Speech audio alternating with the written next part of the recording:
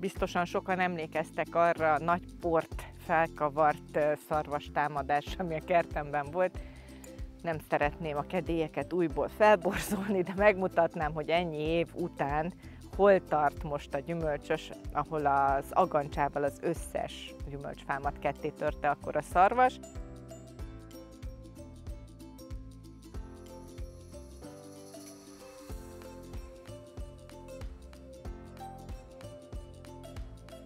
Itt mindegyiknél látszik, hogy itt lett eltörve, és azóta így neveljük. Ez egy gyönyörű nyári alma, viszonylag jó terméssel, amit majd lejjebb nem mutathatok meg, mert tele volt minden virággal, de hát tulajdonképpen majdnem minden elfagyott.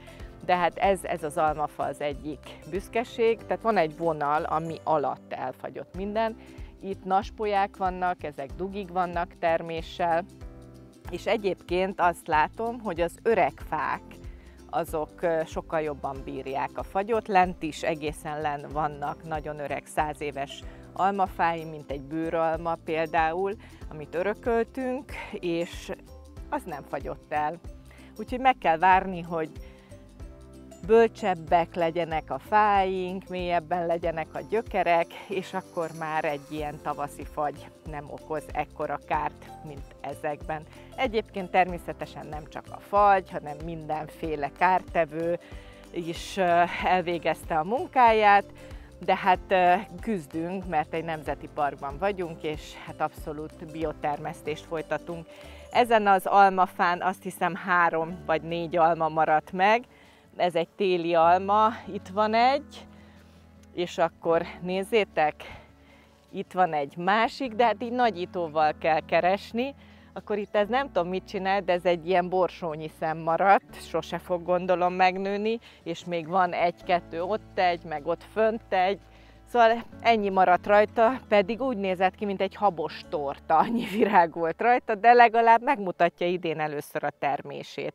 A nyári almám volt már tavaly pedig a lódarazsak rágták meg az almákat, azért van rajta most az a darázscsapda. Na, ezt az barackfát, ezt champignon típusúnak vettem, ugye az gyönyörű fehér húsú barack. Hát többit leszettem, mert érett volt. Itt egyetlen egy maradt meg rajta még, amit most leveszek, hát ez sárga húsú. Aha, puhul, úgyhogy nagyon leveszem. Egy sárga húsú, nagyon korai barack. Megmutatom. Isteni finom barack egyébként, de hát nem magvaváló, de az íze nagyon jó. Gyönyörű, egészséges hajtásai vannak. Ugye itt savanyú a talaj. A barackfák a messzes talajt szeretik, úgyhogy azt csinálom, hogy így fölülről mésszel megszórom a talajt, amit az eső szépen lassan lemos. Ezt 2-szer szoktam egy évben, tavasszal és ősszel, és azóta indult be a fa, úgyhogy úgy látszik, ez volt a megoldás, ezt így most szereti, és az idén először ez is termett. Rengeteg szilvafa van 2 bírsalmafa, mindegyik gyönyörű, és egyetlen egy bírsalmám maradt meg, az összes többi elfagyott. Hát ez a természet, ezt az egyet megmutatom, jó nektek, ezt az egyetlen egy bírsalmát, az itt van szegénykém, itt magányosan, itt pedig tavaly elfagyott, tavaly előtt 12 nagy bírsalma volt rajta, most ezt az egyet tudja nevelni, mert a többit azt a fagy elvitte. Minden esetre jó erős fa, úgyhogy reméljük pár év, és akkor egy ilyen fagy ezt sem bántja majd. A körtéimen egy darab nincs, de legalább, hogyha így belenézünk, akkor most már fák vannak körülöttünk, azért most már elég jó. Szépen helyre jöttek. Hát tulajdonképpen így ilyen magasságban mind el volt törve. Tehát egyik reggel kijöttem, és mind a 80 gyümölcsfám ketté volt törve. Ahhoz képest most nem állunk rosszul. Na ez az az almafa, ebben az az érdekes, hogy ez rendesen a többivel együtt virágzott. Jött a fagy, az összes virág lefagyott, és ahogy visszamelegedett az idő, újból kivirágzott a tetején. Volt egy másodvirágzása, és azok a termések kötöttek be, és így lesz rajta alma. Tehát milyen okos a természet, hogy egy másodvirágzással ő megoldotta. Hát ilyen szempontok alapján szaporítottak régen a paraszti gazdaságokban gyümölcsfákat, hogy ami ott helyben valami olyan termést hozott, vagy olyan jól viselte a talajt, a mikroklímát, azt ültették tovább, azt szemezték, azt oltották át a magoncokra. Na ez is egy ilyen, de azt látom, hogy ott fönt a vihar egy ágat letört, úgyhogy majd egy létrával oda kell menni azt levágni. Minden nap reggel és este végig sétálok a gyümölcsösön is, és nézem, hogy mire van szükségük. Sokszor van olyan, hogy látom, hogy betetvesedik, és akkor kap egy nimázált, vagy narancsolajat, vagy volt az idén ez a levéljukasztó gomba, szilvafáimnak a leveleit elkezdte juggatni, úgyhogy akkor jött egy gomba elleni bioszer, folyamatosan takarom az aljukat, hogyha nem lesz elég csapadék, akkor ott ne száradjon ki. Másrésztről pedig tavaly volt egy mezei pocok inváziónk itt a réten, és elkezdtek így mozogni a fák, és körbe süllyedt a gyökere körül a talaj. És akkor az én Józsi bácsim, akitől tanulom a biokertészkedést, mondta, hogy hát sajnos, hát ezt itt csak méreggel lehet, arra is engedélyt kell kérni, hát én természetesen erre nem vagyok vevő, sem a Nemzeti Park, sem az elveim nem engedik, sem a cicák miatt nem, úgyhogy volt egy olyan ötlete, hogy mulcsoljuk be, és szárbontó enzimmel locsoljam be, és hogy azt nem, hát ha nem szeretik. És ez bejött. Ahogy elkezdett bomlani a mulcs a fa körül, az folyt be a talajba, és elűztük vele a mezei pockokat, úgyhogy bárkinek van ilyen problémája, ezt használhatja. Ugye egy olyat olvastam, hogy bodzágat kell beáztatni és erjeszteni, akár egy csalállét, amivel permetezünk, és az olyan szagú, hogyha azzal belocsoljuk, akkor elmegy a mezei pocok. Hát azt nem tettük, de az egyéb növényeket szárbontóztam, és az is lecsorgott, és elűzte a fák körül a területekről a pockokat, úgyhogy ez egy tökéletes megoldás volt. Na, megmutatom most a tündérkertemet, azok egy kicsit kisebb fák, nagyon lassan térnek észhez, viszont egy 5-6 év után beindulnak, és hát azok mind helyi szalafői fajták.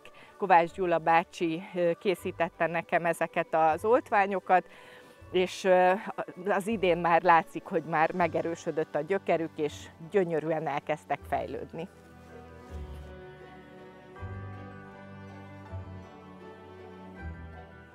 Nos, hát itt is tele van ez a kis fa pici almákkal, ez is másodvirágzásos, több is van, több ágán is, úgyhogy ez is megmutatja idén először, hogy milyen termése van, de egyébként gyönyörűen látszik most már a sora, 22 darab helyi fajta van, ugye úgy nevezzük, hogy őshonos gyümölcsfajta, alma, körte és szilvafajták, és erről van egy térképünk megrajzolva, és azt így eltároltuk név szerint, hogy mindig tudjuk majd, hogy melyik milyen fajta, úgyhogy már őt, meg még egyet meg tudunk kóstolni idén először, de hadd mutassam meg nektek az egyik öreg fát.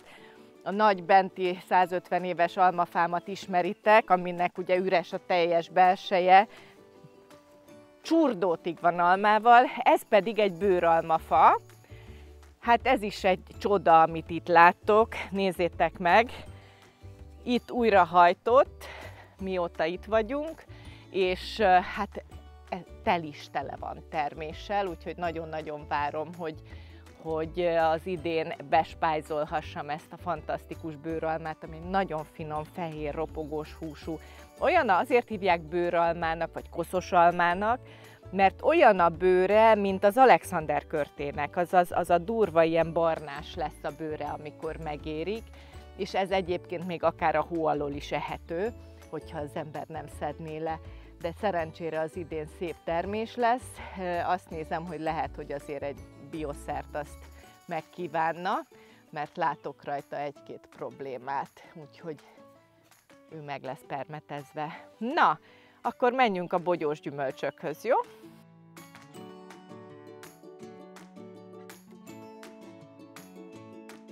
Négy évvel ezelőtt telepített bogyós gyümölcsösöm. Ez az áfonyasor akkor lett ültetve. Nem tudom, ki emlékszik arra, hogy így bele tudtam ülni a gödörbe, akkor a gödröt ástam.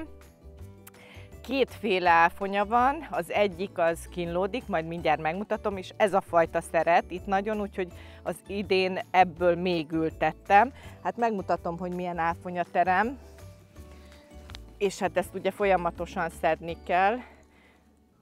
Hát ez az óriás áfonyaterem itt nálam. Ezt nézzétek, hoppá, ne szökt meg, minden darab kincs. Olyan 4-5 tálnyit szedtem le már a bokrokról. Ez egy picit később kezdett érni, mint a többi. De hát szerintem olyan 1 hónapja esszük az áfonyát. Nincs sok bokrom, de nekünk pont elég. Tehát lekvárt nem tudok főzni belőle, de amit mi kívánunk a reggeli turmixokba, meg csak úgy este csipegetni, meg amikor dolgozom a kertben, akkor is csak idejövök, és ami megért, azt lelegelem. Tehát azért a mi kívánságunknak pont elég. Tényleg rengeteget leszettem, és hát most látszik, hogy még mindig egy csomó éretlen van benne. Ugye az áfonyát így kell szüretelni, hogy ilyen fokozatosan érik meg, és ami megért, azt mindig leszedjük, és utána eltelik 4-5 nap, és akkor lehet újból szedni a többit. Hát most mindent nem fogom leszedni, majd visszajövök, de itt nagyon sok fekete ribizlim volt, meg piros piszkém, vagy egresem, ki hogy ismeri, josta, ezek itt idei telepítésűek, és azok a régiek, azok rengeteget teremtek. Na ez az a fajta, ez egy alacsonyabb növésű, hát azon még van éretlen, de ez a fajta itt nem szeret nálunk, pedig ugyanazt a gondoskodást kapja. Hát ez ugyanolyan, mint a végén, itt is érnek meg az újabb szemek, és ide ezt az 5-öt, 2, 4, 5, ezt már olyat telepítettem az idén, ami bevált, hogy itt szeret nálam, és már az idén egyébként rengeteg termést is adtak. Na, úgyhogy ez az áfonya mennyország. Itt van egy fekete berkenyes sor, amiből tényleg itt van 3, ami annyira nem szép, de ezen látszik, hogy bőven lesz termés. A fönti fajtám az egy kicsit jobb, az bővebb termő, úgyhogy nekünk elég lesz ebből a berkenye lekvár, ami ugye egy nagyon komoly, világszinten elismert superfood. Még néhány szem eperem is van minden nap, hát egy ilyen kis tálnyi, mert egy folyton érő eprem van, úgyhogy minden napra jut egy kis tálka eper, pedig azért most már július van. Úgyhogy az is 3 hónapja eprezünk. A mézalmácskáim letermettek, és alig várom, hogy a szederlugason végre megérjenek a szedrek. Nagyon-nagyon szeretem, és nagyon magas a vastartalma, az el kell szerintem minden nőnek. Szóval szerintem így áprilistól kezdve folyamatosan van elég gyümölcs. Még így is, hogy majdnem a nagy része a fáknak elfagyott, tehát folyamatosan tudunk gyümölcsöt enni. Szerintem ez egy brutál jó élmény.